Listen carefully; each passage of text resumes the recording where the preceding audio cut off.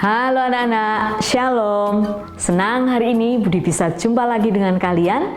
Kita mau belajar bersama IPA menganalisis hubungan antar komponen ekosistem dan jaring-jaring makanan di lingkungan sekitar. Semangat ya belajarnya. Nah, kita sudah sampai pada rantai makanan. Rantai makanan itu apa? Rantai makanan adalah peristiwa makan dan dimakan antar makhluk hidup dengan urutan tertentu. Nah, dalam rantai makanan ada makhluk hidup yang berperan sebagai produsen, konsumen, dan dekomposer. Ini contohnya, kita amati gambar ini ya. Tumbuhan hijau itu disebut produsen. Nah, kemudian ada belalang, itu konsumen tingkat 1. Kemudian ada katak, itu konsumen tingkat 2. Nah, kemudian ada ular, nah itu sebagai konsumen tingkat yang ketiga. Kemudian ada burung elang. Nah, nanti yang terakhir itu ada dekomposer atau pengurai.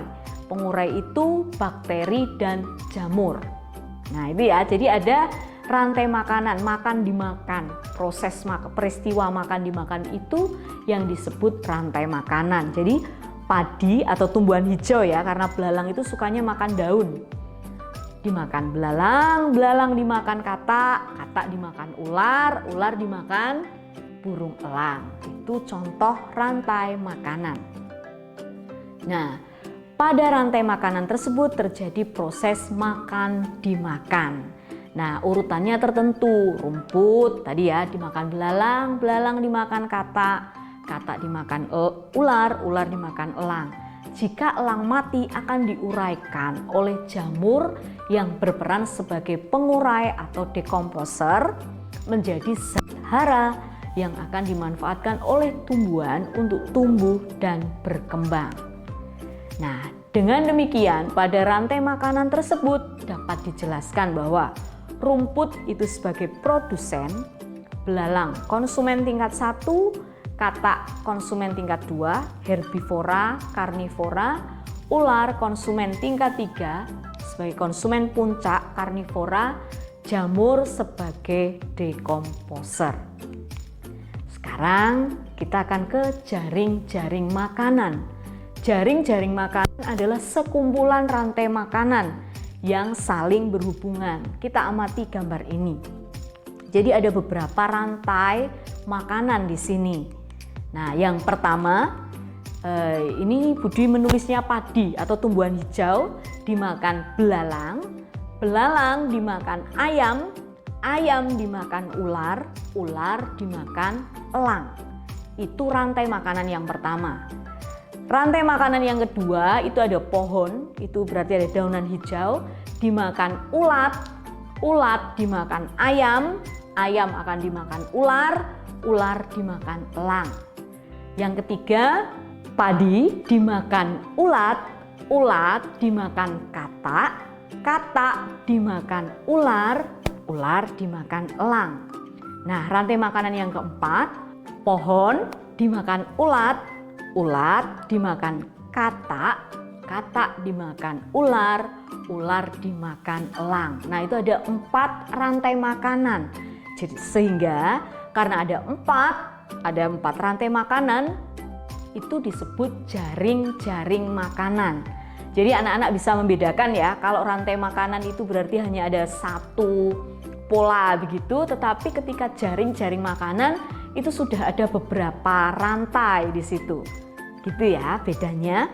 Rantai makanan itu hanya 1, misalnya padi dimakan belalang, belalang dimakan ayam, ayam dimakan ular, ular dimakan elang. Tapi jaring-jaring makanan itu bisa 4 atau lebih rantai makanan. Nah, sekarang kita akan belajar piramida makanan. Sebuah ekosistem akan seimbang dan terjaga kelestariannya apabila jumlah produsen lebih banyak daripada jumlah konsumen tingkat 1.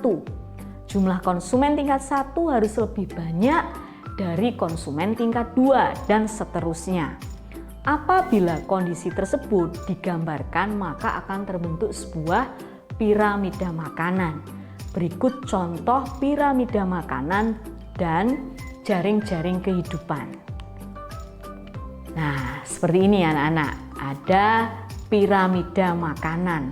Di sini ada produsennya, itu tumbuhan hijau, kemudian ada konsumen tingkat 1, ada konsumen tingkat 2, dan konsumen tingkat 3. Itu masing-masing harus lebih banyak, misalnya produsen harus lebih banyak daripada konsumen tingkat 1. Konsumen tingkat 1 harus lebih banyak dari konsumen tingkat 2. Ini untuk piramida makanan. Nah, anak-anak, agar kalian lebih paham, kita akan belajar bersama dengan latihan soal. Kita belajar bersama ya. Mari kita mulai. Halo teman-teman, mari kita belajar latihan soal rantai makanan, jaring-jaring makanan, dan piramida makanan. Mari kita belajar bersama-sama. Peristiwa rantai makanan yang menjadi produsen yaitu titik-titik. A. Tali putri. B. Belalang. C. Jamur. D. Tumbuhan hijau. Jawaban yang benar? Ya, tumbuhan hijau. Kenapa? Karena tali putri itu termasuk konsumen, belalang termasuk konsumen tingkat 1, jamur sebagai pengurai. Soal yang selanjutnya.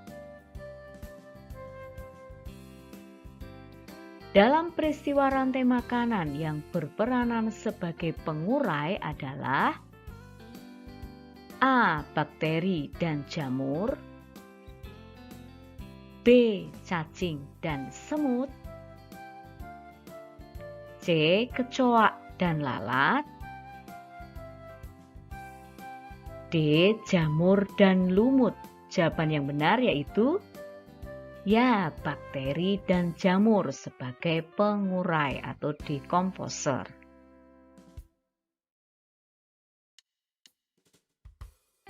Soal nomor 3. Sekumpulan rantai makanan yang saling berhubungan akan membentuk titik-titik.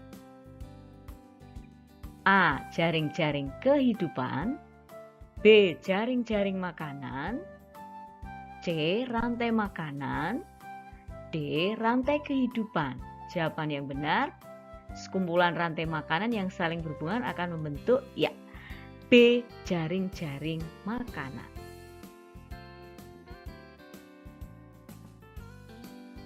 Perhatikan rantai makanan berikut. Padi dimakan tikus. Tikus dimakan X. X dimakan burung elang. Makhluk hidup yang tepat untuk mengisi posisi X adalah titik-titik. A. Belalang. B. Rusa. C. Ular. D. Ulat. Jawaban yang benar adalah ya, ular.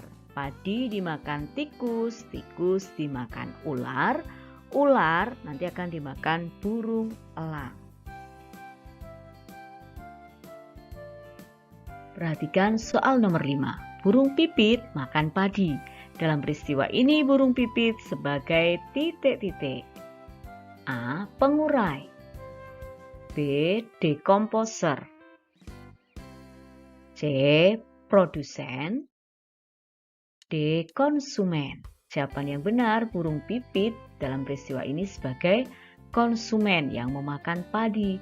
Padi sebagai produsen, sementara pengurai dan dekomposer itu sama, yaitu bakteri dan jamur. Nah, hari ini kita sudah belajar bersama mengerjakan latihan soal tentang rantai makanan, jaring-jaring makanan, dan piramida makanan. Terima kasih sudah belajar bersama. Semangat belajar! Demikian anak-anak, hari ini kita sudah belajar tentang rantai makanan, jaring-jaring makanan, dan piramida makanan. Semangat belajar!